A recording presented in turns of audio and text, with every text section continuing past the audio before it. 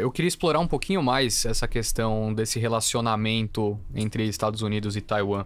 Você citou um ponto que até era uma das ideias que a gente tinha aqui de pergunta, né? Por que os Estados Unidos é tão incisivo quando se trata de Taiwan e, de certa forma, ignorou, né? Até fez sanções na Rússia, mas não entrou de fato no conflito. Enviou alguns armamentos, mas não se colocou ali na linha de frente.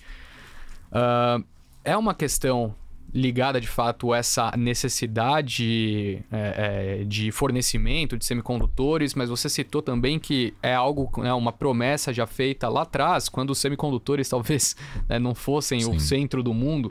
Então, como que se desenrolou essa história até a gente chegar no ponto atual? E se os semicondutores hoje só serviram, né, para que fosse um catalisador nessa proteção dos Estados Unidos?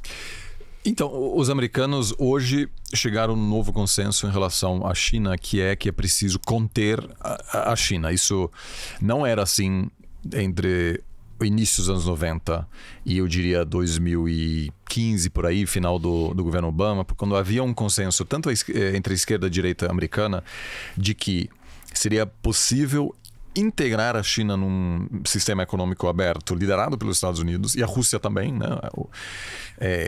Os Estados Unidos fizeram algo que nenhuma grande potência fez no passado, na história, é de convidar os seus principais rivais para dentro do seu sistema, né? No século XX, o que os Estados Unidos fez com os países emergentes que poderiam ter o potencial de desafiar os Estados Unidos lá na frente. Alemanha Imperial, Alemanha nazista, Japão Imperial, União Soviética. Em todos os casos, a resposta americana foi contenção, cortar laços comerciais, dificultar ao máximo o crescimento dessas potências, tanto no âmbito econômico quanto militar. E sempre funcionou. Os Estados Unidos conseguiu se manter e preventivamente interferiu na Primeira Guerra Mundial, derrotou a Alemanha. Preventivamente derrotou a Alemanha nazista. A Alemanha nazista não chegou a atacar diretamente os Estados Unidos, mas os Estados Unidos olhou essa situação e falou: olha, se a Alemanha vencer, eu sou dos outros atores na Europa, nós seremos os próximos. Sim. Né? Então foi fundamental. E com a União Soviética é igual, né? Não teve um convite aí para chamar os soviéticos para dentro do sistema econômico americano. E aí nos anos 90 tinha tanta confiança, tanta fé de que o fim da história tinha chegado e que, na verdade, havia realmente uma crença de que por meio do comércio seria possível democratizar a Rússia e a China. Era isso mesmo a crença. Quando a Nancy Pelosi foi lá visitar depois de Tiananmen, e realmente assim, tinha um movimento pró-democrático. Se você olhava a China no início dos anos 90, a economia em ascensão, novas tecnologias, no fim dos anos 90 a internet chegando. Cara, o Bill Clinton queria entrar na história como o presidente que democratizou e abriu a China. Só que, né, obviamente não rolou e a China aproveitou-se desse momento, conseguiu crescer muito porque se beneficiou desse convite feito pelos Estados Unidos. E aí, durante o governo Obama, mudou, porque aos poucos os assessores diziam: cara, a China não vai topar jogar pelas regras que a gente está impondo, né? Ou seja, naquela época, não sei se vocês lembram, o Mark Zuckerberg até convidava políticos chineses, colocava o livro do Xi Jinping na mesa, ele até aprendeu chinês, né? Por quê? O que ele queria? Ele queria que o Facebook pudesse entrar no mercado chinês. Os chineses não deixaram. Então havia muita frustração americana durante o governo Obama, porque a China estava se aproveitando do seu acesso ao mercado americano, mas as grandes empresas tecnológicas americanas não tinham acesso ao mercado chinês. E aí, no fim do governo Obama, surgiu esse novo conceito e falou: cara, essa aposta liberal de chamar as novas potências para dentro não vai rolar.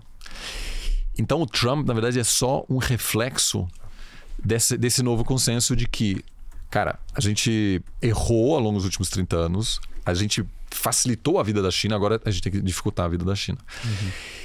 Então, nessa leitura tradicional, o que é a primeira coisa que eu preciso evitar? Quando chega um rival que tem um potencial de me desafiar lá na frente, eu preciso controlar o entorno geográfico desse ator. Por quê? Porque o primeiro passo para se tornar uma grande potência é se tornar uma potência regional. E a China está com uma vida difícil, diferentemente dos Estados Unidos. Os Estados Unidos têm o México e o Canadá e os oceanos. Então, teve um privilégio geográfico enorme para se transformar numa potência, porque nunca teve um grande rival do outro lado da fronteira.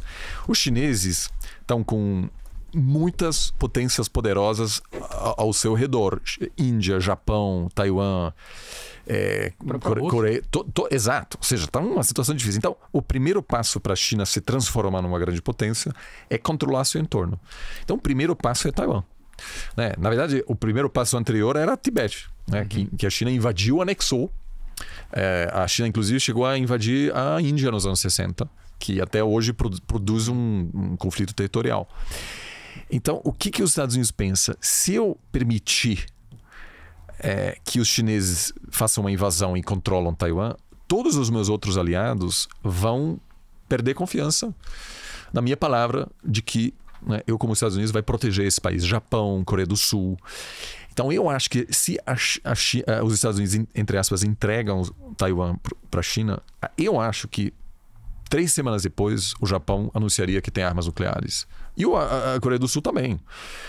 Porque, cara, a China claramente aí está num processo de expansão. O nosso principal aliado e protetor ao longo das últimas décadas está meio que abandonando a gente.